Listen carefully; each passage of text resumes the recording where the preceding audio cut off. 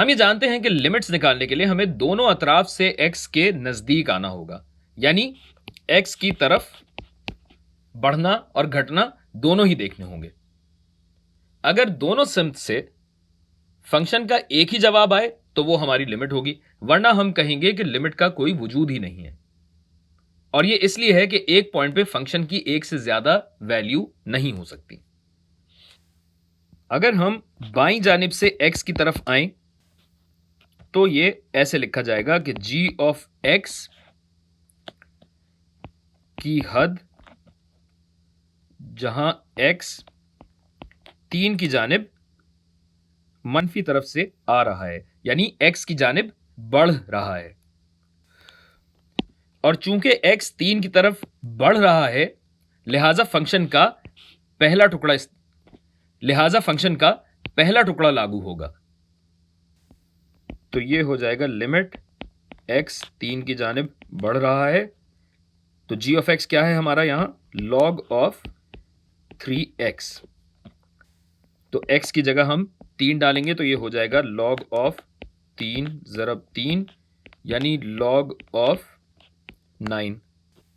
वाज़े रहे कि इस सादा खुशबू log का मतलब log ऑफ बेस 10 है। और अब हम x की जानिब दूसरी सिमत से आएंगे, यानी x अगर घट रहा हो तो मतलब हम बड़े नंबर से 4 5 6 बड़े नंबर से 3 की जानिब आ रहे हैं, तो ऐसी सूरत में फंक्शन का ये दूसरा टुकड़ा लागू होगा, यानी g ऑफ x की हद x 3 की जानिब घट रहा है, यानी मुस्बत सम से हम x की जानिब आ रहे हैं, तो ये अब हो जाएगा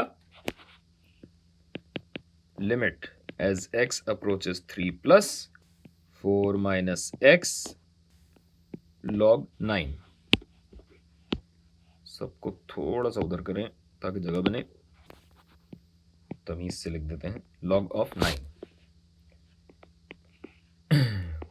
और इसमें x की जगह क्या डलेगा 3 log 9 और 4 माइनस 3 होता है 1, और 4 में से 3 निकालें तो बचता है 1 ज़रब log 9 क्या देगा log 9। और ये हमारी लिमिट हुई।